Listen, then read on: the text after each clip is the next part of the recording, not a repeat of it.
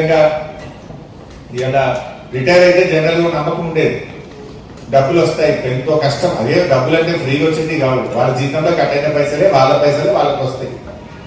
ముసలితనాల్లో ఏమైనా రోగాలు నొప్పులు వస్తే పనికి వస్తాయని జీపీఎఫ్ లో దాచుకున్న పైసలు, లేకపోతే ఇంకా టీఏలో డిఏలో సరెండర్ లీవ్ పైసలు, లీవులు వాడుకోకుండా ఒక్కొక్క లీవ్ కాపాడుకుంటే ఆ వచ్చే పైసలు, వాళ్ళు కాపాడుకున్న పైసలు, వాళ్ళు దాచుకున్న పైసలే వాళ్ళకి వస్తాయి, ముసలితనంలో ఏదైనా పనికి వస్తాయి అని. కానీ ఇవాళ ఏమైపోయిందంటే నమ్మకం లేకుండా అయిపోయింది. మరి మా భగవాన్ అన్ననేమో బీఆర్ఎస్ గవర్నమెంట్ ఉన్నప్పుడు రిటైర్ అయ్యి పైసలు వచ్చేసినాయి, కానీ మధ్యలోకి ఇప్పుడు ఈ గవర్నమెంట్ రిటైర్ అవుతుంది, ఎప్పుడు వస్తాయో తెలియదు.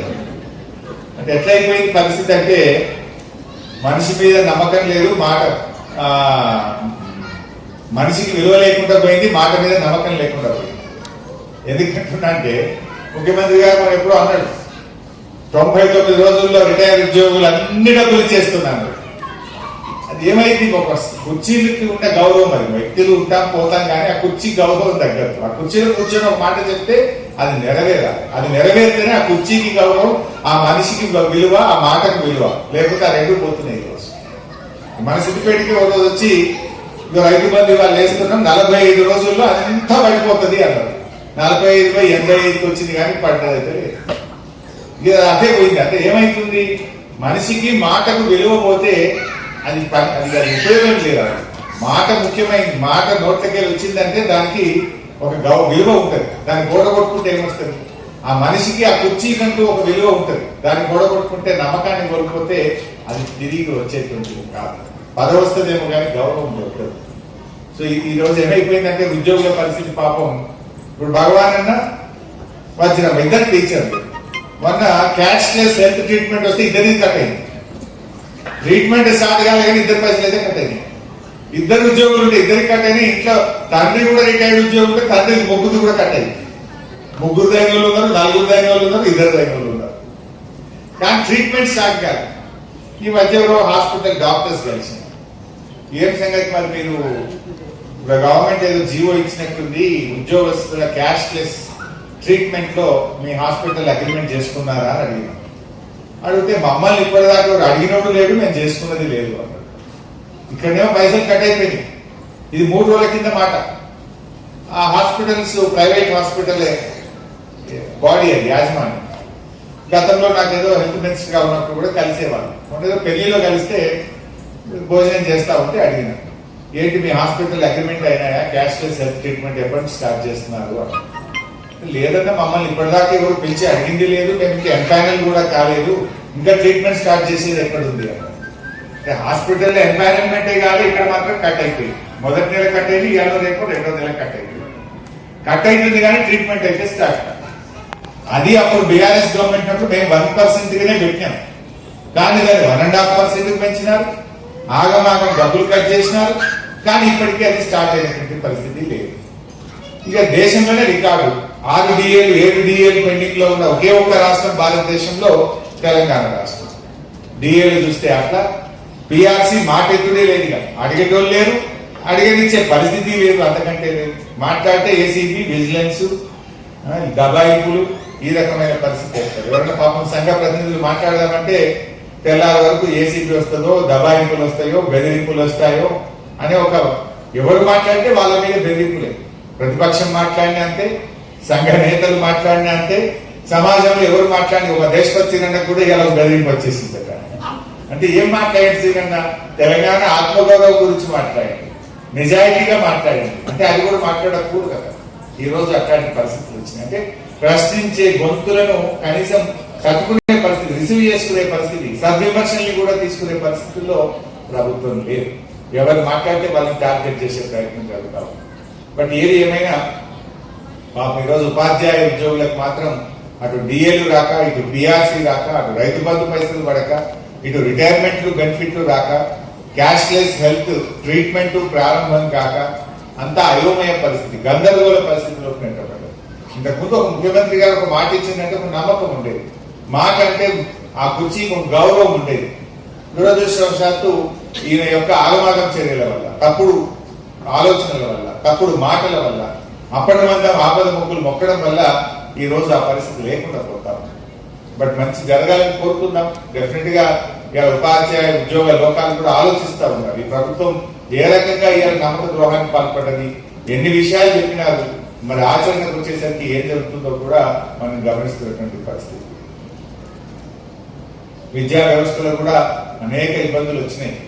అప్పుడప్పుడు మా ఎంఈఓ కలిస్తే చెప్తూ ఉంటారు, మాకు ఇంకా స్కావెంజర్ల డబ్బులు రావడం లేదని, ఈ విద్యా సంవత్సరంలో ఇంకా నోట్బుక్లకు ఇబ్బంది జరుగుతూ ఉంది. కొన్ని గురుకుల పాఠశాలల్లో ఇప్పటిదాకా ఒక నోట్బుక్కే రాలేదు, 4 రోజులు దాటిపోయింది.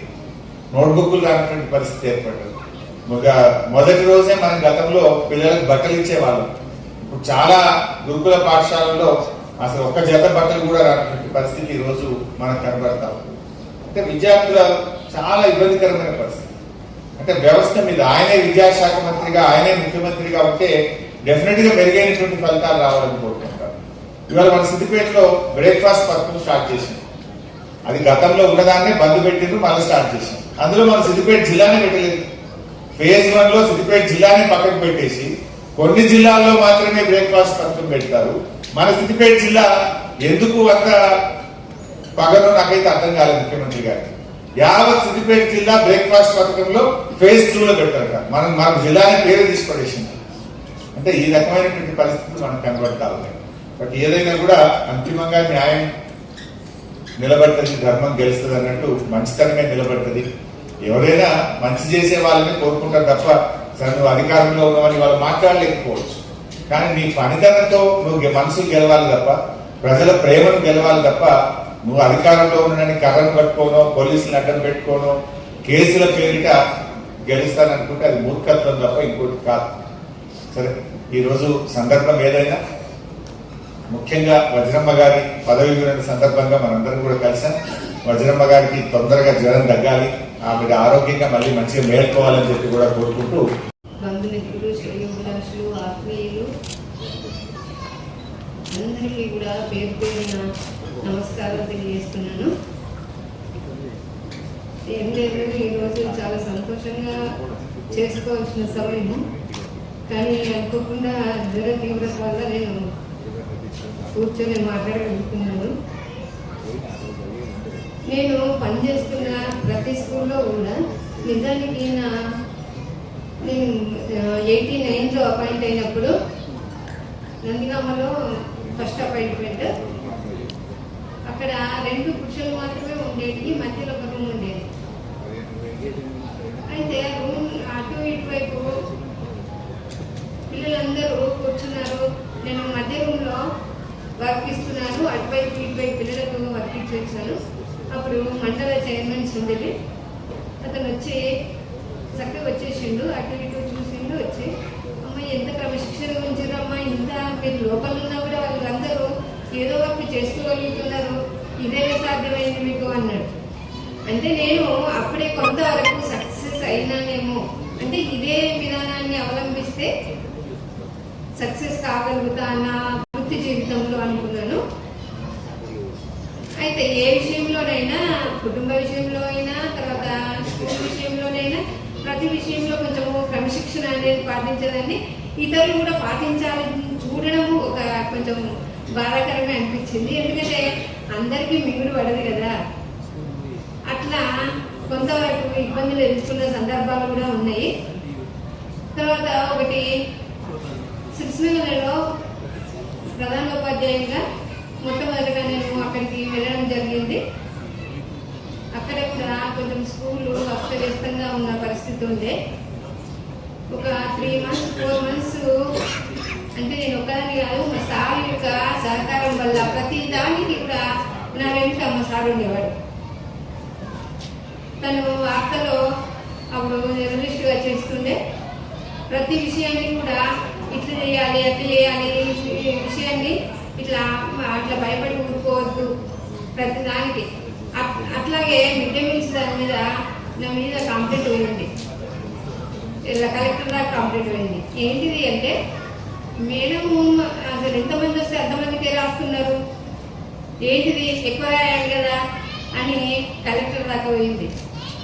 ఆడ ఆర్ఐ మాకు తెలిసిన సార్ ఉండే, ప్రకాష్ సార్ అని. సార్ మీరు రండి, నేను ఇంకా మిడ్ డే మీల్స్ నేను చేపట్టాను, నాకు అవసరం లేదు.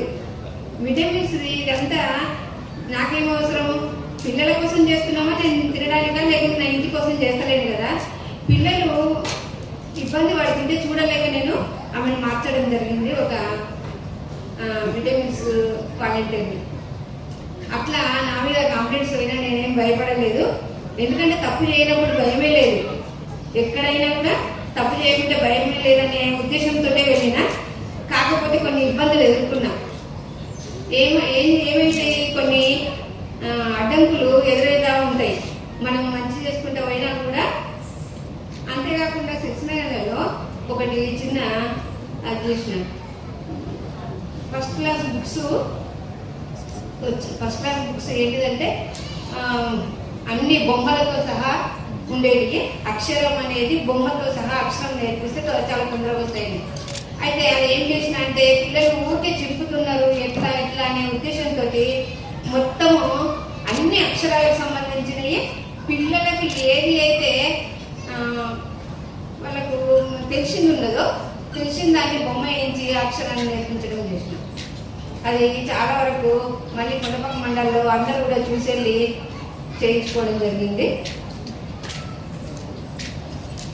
తర్వాత ప్రతి ఒక్కరూ నాకు అండగా ఉండడం వల్లనే, వాళ్ళ సహకారం లభించడం వల్లనే నేను కూడా ఈ ఉద్యోగాన్ని సక్సెస్ఫుల్గా చేసిన. లేకుంటే నా ఒక్కరి వల్ల కూడా ఏం కాదు. ఎందుకంటే సహ ఉపాధ్యాయులు ఉండాలి, ఇంట్లో కుటుంబ సభ్యులు ఉండాలి, తర్వాత గ్రామస్తులు ఉండాలి. ఇమాంబాద్ అయితే గ్రామస్తులు ఎంత సహకరించినంటే చెప్పలేము. అసలు పెద్ద ఎత్తున